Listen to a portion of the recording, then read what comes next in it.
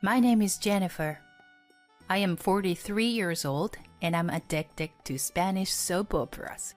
Thanks to various streaming service, I've been watching one new drama after another, and I'm totally addicted. Spanish soap operas are always full of drama, but there was a real drama in my life too. Let me tell you a story. It was almost 6 years ago. I was living with my husband, who was older than me. We were never blessed with children, but I thought it wouldn't be so bad to spend some quality time together. Only until this very moment. I received a call from my best friend and child friend, Monica, who even came to our wedding. Hey, it's been a while. I thought I should tell you that I got divorced. Oh, I see. You went through a hard time, huh? Let's hang out and grab some drinks soon. After going home, I was about to tell my husband about the news, but my husband said, I know, Monica's got divorced, right? What? I knew my husband is aware of me and Monica are best friends, but how did you know about her divorce? I'm sure I haven't told you about that yet. At my words, my husband looked at me as if he realized something is not going right. Oh, I heard you say something about it. He laughed. I don't remember saying anything about it. I was confused, but I continued. Yeah, she's divorced, so we're going out for a drink next time. I'll go with you, and the three of us can comfort Monica. Wait, you're coming too? No? I don't know. I thought this would be like a girls' night out, so I couldn't understand why my husband wanted to come at all. But he told me to ask Monica anyway. I agreed and told her about it later. I thought she would say it's better to be without my husband, 'cause it's a girls' night out. To my surprise, her answer was, Great, let's all have a drink together. Which I didn't expect. I'd rather not have a drink with my husband. And in the end, I was the only one who was left feeling a bit strange. However, the three of us, me, my husband, and Monica, gathered together. The night out was a lot of fun, actually. Mostly Monica complained about her ex-husband's bad behaviors and lack of consideration. We responded to her to make it funny. It was more like she had the whole place to herself than we are all having a good time. But Monica, who just got divorced, seems to be having a good time. So I was glad that the three of us had gotten together that night. Until that moment. I had to use the restroom for a minute, and when I came back, I hesitated for a moment before returning to my seat. The way Monica and my husband looked into each other's eyes, and how they engaged in conversation. I don't know why, but it seems too intimate. They haven't seen each other since our wedding. I wonder how they get back being so friendly, just by having a few drinks. I felt as if I was putting a damper on a date between two lovers. I returned to my seat, and when I sit down, the two have returned to their normal atmosphere, acting like nothing had happened. I wonder if I was overthinking, but I couldn't get rid of that blur. In the meantime, it was almost closing time, so I decided to pay the bill and leave the restaurant. Monica was very drunk, and then my husband said, I'm going to take her home. His nonchalant attitude caught me off guard.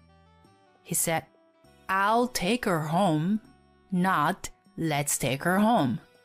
I'm not as drunk as she, but I'm drunk too. Moreover, I am your wife. She lives alone and she's wobbly.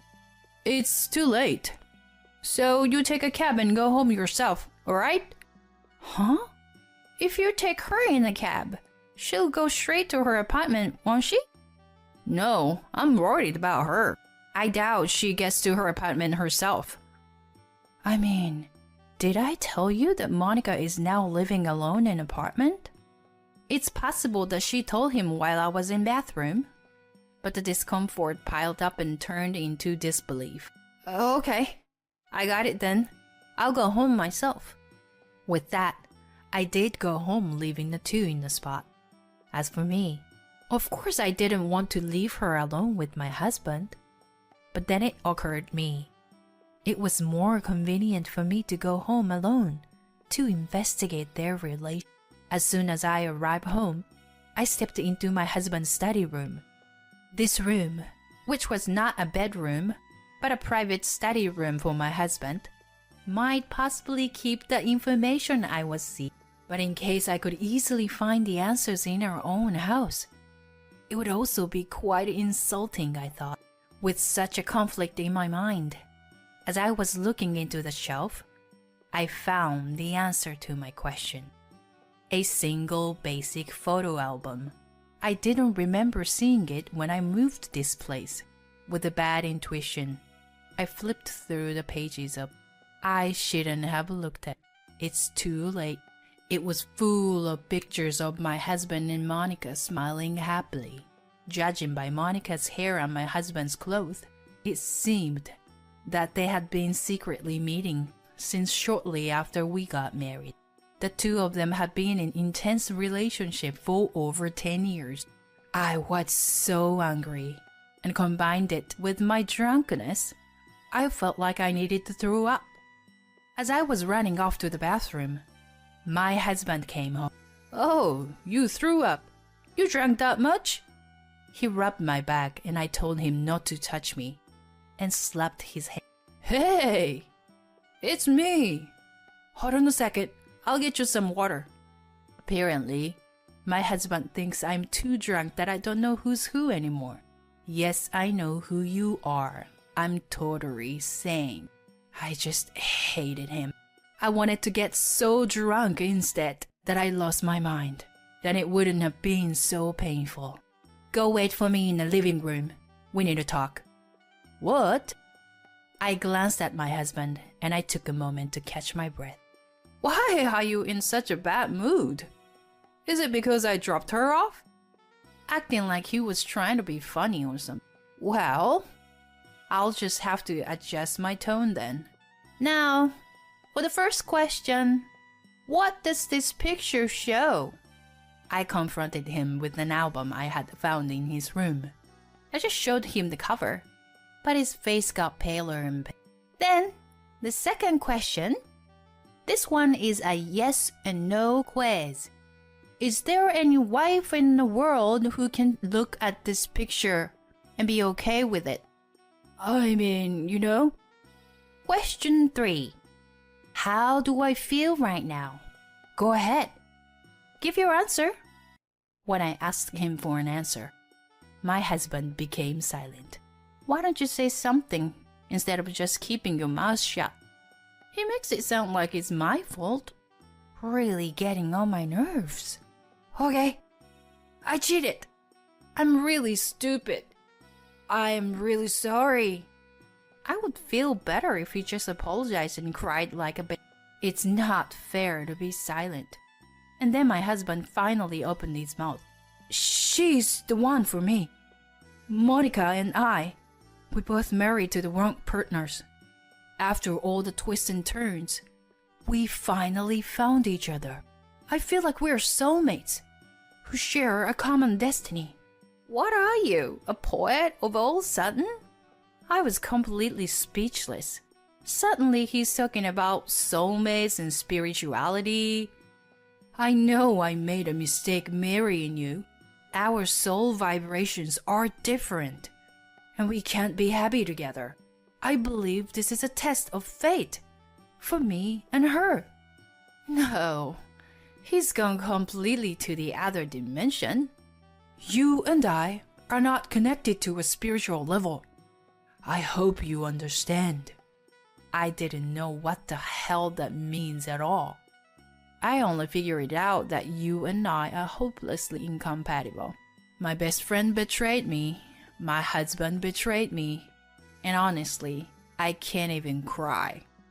But I'm willing to give him to Monica, 'cause he's such a bad husband. I have no idea what you're talking about right now, except that you're speaking English. I don't think you and I are compatible either. I know you're crazy, but I don't understand what you're talking about. I knew it. If that's how you feel, then you will agree to divorce me peacefully, right? I want to be with Monica.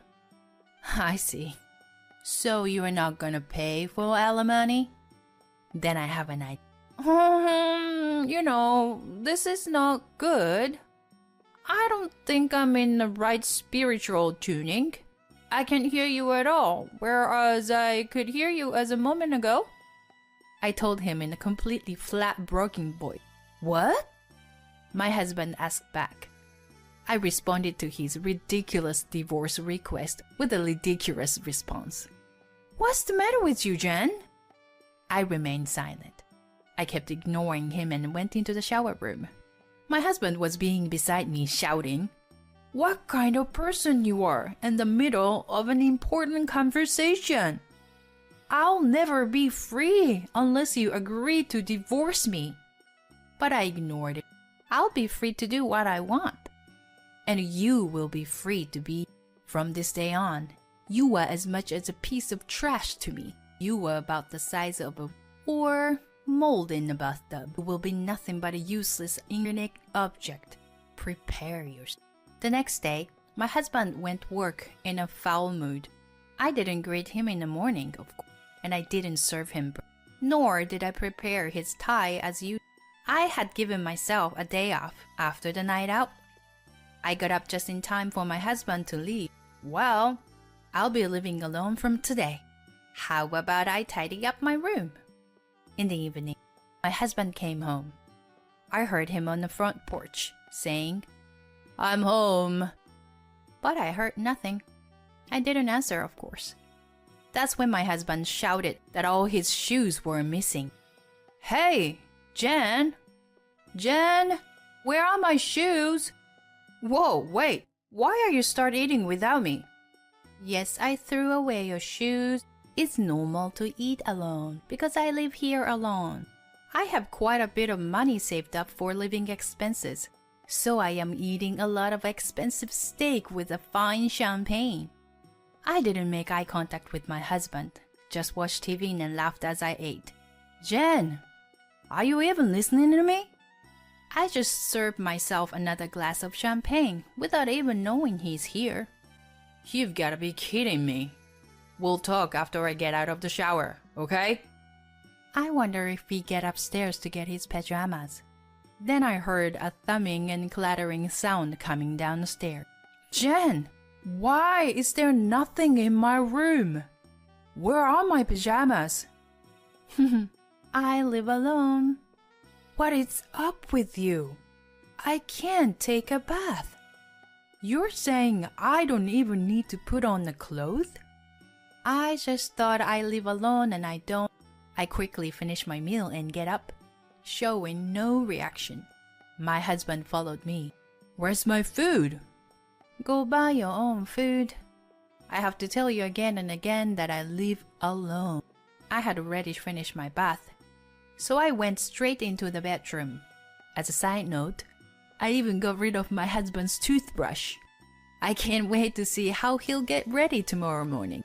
But when I woke up in the morning, my husband was sitting in his chair, in a pose just like the statue, The Thinker by Rodin. I guess he was in such a hurry last night that he didn't take a bath.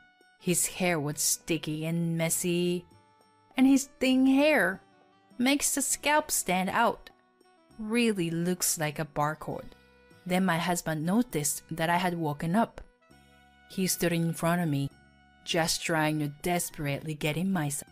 He got down on his knees to say he was sorry. I honestly didn't expect him to go this far. It hurts when you groom me, but I have repeatedly done terrible things to you without paying attention to how you feel. I'm sorry for that. That's exactly right, but I didn't respond in any way. I want us to start over. I didn't expect him to say that. I was stunned. I didn't say a word, but I gave my husband the most disgusted look. No, no, no. I can't live with the spiritual, cheating, triple trouble guy. You don't like it? My reaction shocked him. You would think you know that much if you think about what you did. Please, say something. I'll do whatever you say. Yes, here it comes.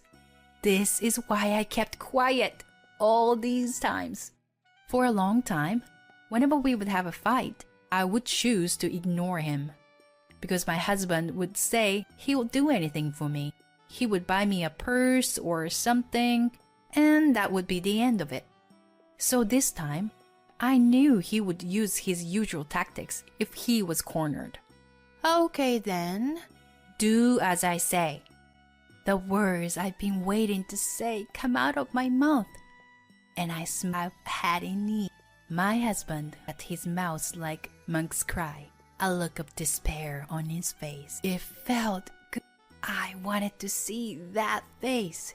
No, I don't mean that. My husband was confused by my unexpected I have no intention to accept any other terms. Do you really think you can get away with the infidelity after all this time? I'm going to take both of them. Otherwise, I will do everything in my power to make. He saw the look in my eyes. Okay. Thanks. I smiled back at him. I will seek compensation from both of you and Monica for this matter.